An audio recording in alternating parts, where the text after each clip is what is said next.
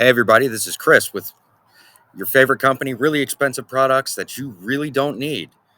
So, we sold some knives a couple weeks ago, and we're going to get a testimonial on how good those knives are. I'm out here in suburban Atlanta, and we're going to see just what kind of people use our knives.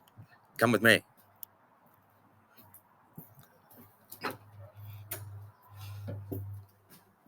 Be very, very quiet. Oh my God, this guy's a pack rat. Look at this. He's got really good taste in artwork, though. Oh, wow, it's Gavin Crookshanks. Who are you? Why are you in my kitchen? You want to get cut? Maybe. All right then. You bought our knives. I was hoping we could get a quick testimonial about them. Oh, you're one of those, right? Yeah. Okay. All right. I'm taking a note from you and your show. I'm just breaking into your house, just like you did on Star. Okay, cool. Fair enough. So yeah, I'm using your knife. It's got it's durable, right? It's got a nice Damascus blade, so it maintains a very nice edge. Gavin fucking Crookshanks with a knife. Be careful. Be very afraid, because I will cut you.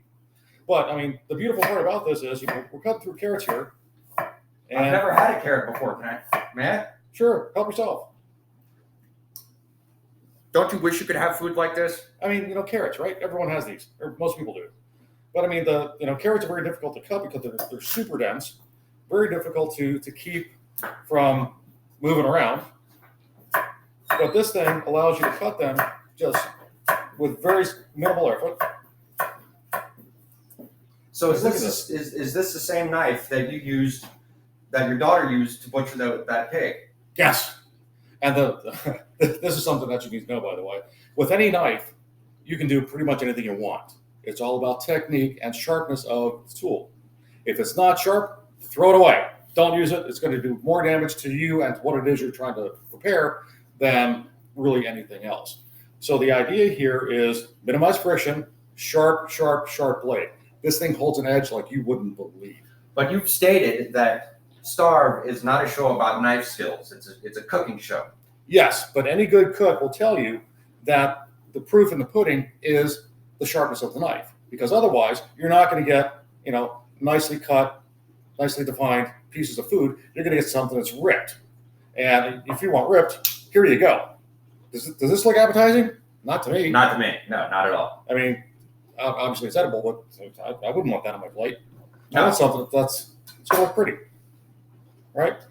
That's what we're talking about here.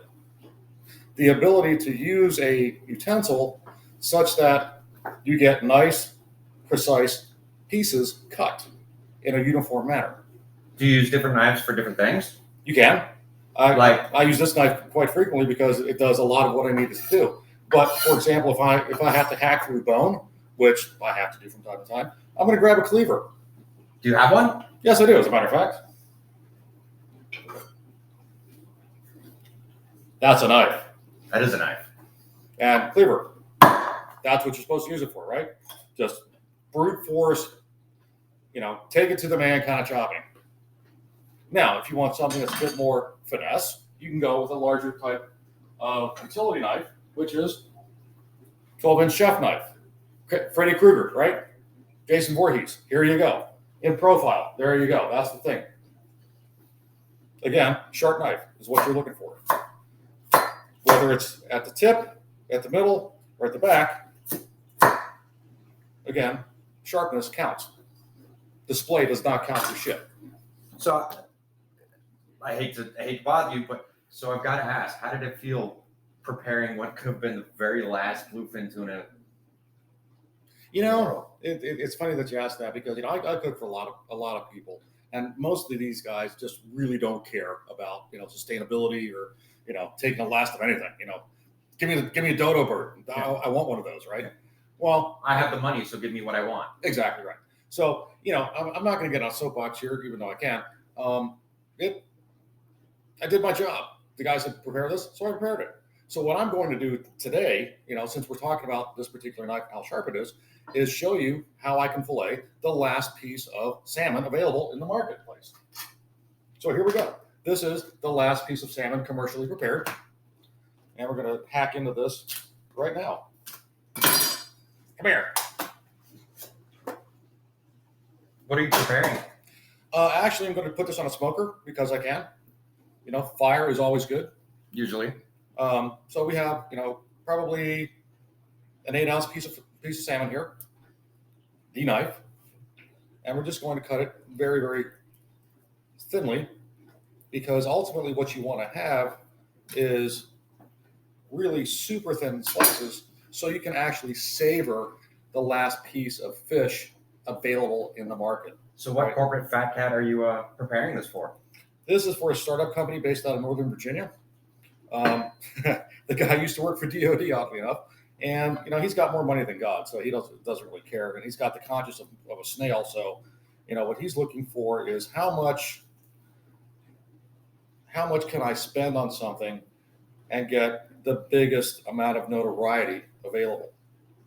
So as you're seeing this, cutting this fish very, very thinly is not something that you want to do or attempt with a dull knife.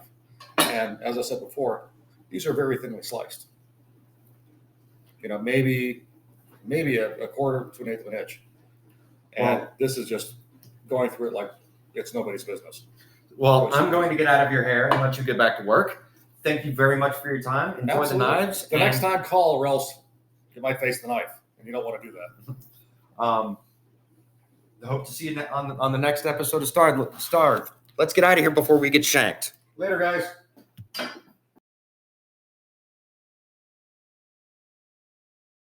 But I've got so many questions. I'm a huge fan of the show. Sure. How did it feel serving up what possibly could have been the last bluefin tuna in existence? Rather special, actually, because it's not just about you're sacrificing an animal so you can survive, but you're sacrificing an animal and it's the last of its breed. I'm taking out your kid, basically. It's kind of how that works. You're infertile. You can't reproduce. I'm taking out your kid. Guess what? End of the line. You're done. Okay.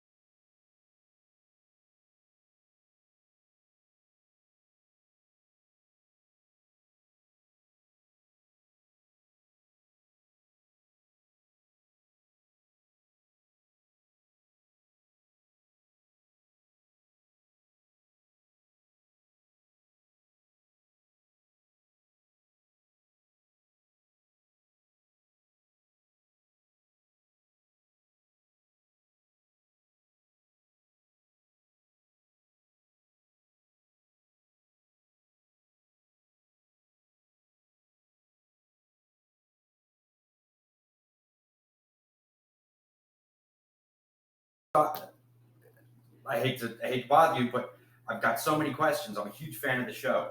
Sure. How did it feel serving up what possibly could have been the last bluefin tuna in existence?